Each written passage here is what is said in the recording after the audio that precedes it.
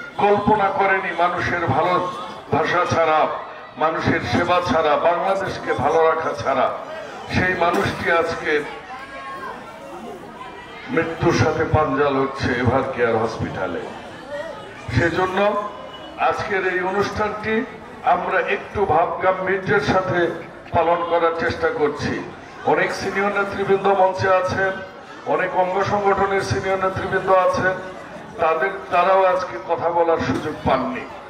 কারণ আমি এই মঞ্চ থেকে আমার আদিবাসী ভাই বোনদের, আমার হিন্দু ভাই বোনদের এবং খ্রিস্টান ভাই বোনদের প্রতি অনুরোধ জানাবো, আজকে আমাদের নেত্রী যেহেতু জীবন মৃত্যুর সন্ধিক্ষণে, আপনারা আপনাদের প্রার্থনালয়ে যাবেন, নেত্রীর জন্য প্রার্থনা করবেন, এটুকু আমার অনুরোধ। মহাদেবপুরেও ধানের শীষের সমর্থক গোষ্ঠীর সাথে গিয়ে দুপুরে আমরা ম্যাডাম খালেদার জন্য দোয়া করেছি।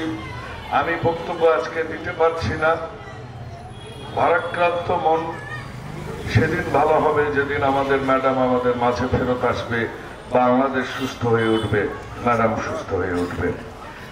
এইটা সম্ভব হবে কিনা জানি না, চেষ্টা করব। তবে আপনি জানেন যে আমাদের নেতা জনাব তারেক রহমান ইতিমধ্যে ঘোষণা দিয়েছে, শহীদ জিয়ার যে পল্লী চিকিৎসকদের যে বিষয়টা ছিল, সেই পল্লী চিকিৎসক ইউনিয়নে ওয়ার্ডে নিয়োগ দিয়ে জনগণের স্বাস্থ্য সেবা করার অঙ্গীকার ইতিমধ্যে বিএনপি করেছে।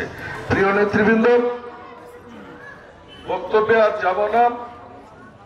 যারা মুসলমান আছেন তারা একটু দয়া করে ফাতিহা শরীফ পড়েন। একবার সূরা ফাতিহা, 3 বার সূরা ইখলাস, 7 বার দরুদ শরীফ, 7 বার আস্তাগফিরুল্লাহ পড়েন।